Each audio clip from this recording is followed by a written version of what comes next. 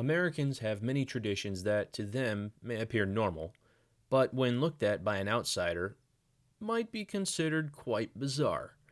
Perhaps one of the strangest of these is the Christmas custom of giving white elephant gifts. Have you ever stopped to ask yourself why we call it that? Let's get into our time machine and go back in time 2,500 years. Sometime around 500s BC, a child named Siddhartha Gautama was born into a royal Indian family. His mother, according to tradition, received a special vision of a white elephant around the time that her son was conceived, and thereby determined that her son was destined for greatness. Her son eventually became known as the first enlightened one and the founder of the Buddhist religion.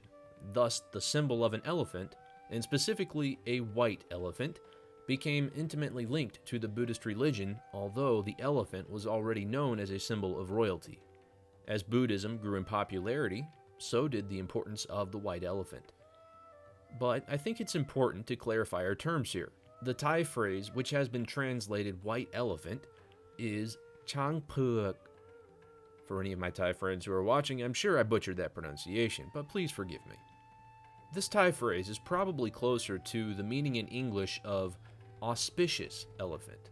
In Thai culture, auspicious refers to anything that is believed to bring good fortune to the owner, either in this present life or in his future reincarnations.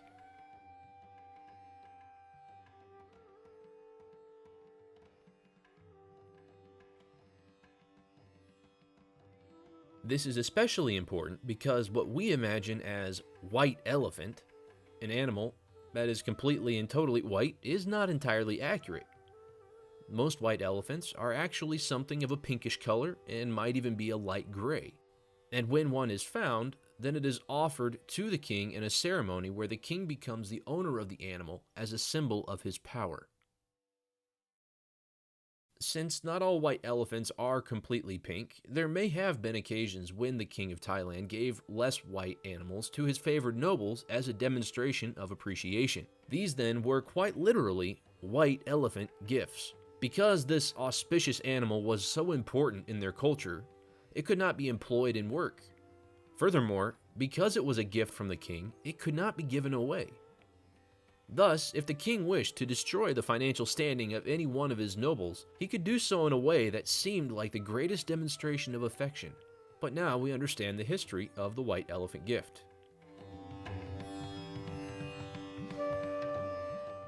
How does a province hundreds of miles away from Bangkok become the key center for elephant keeping in the nation?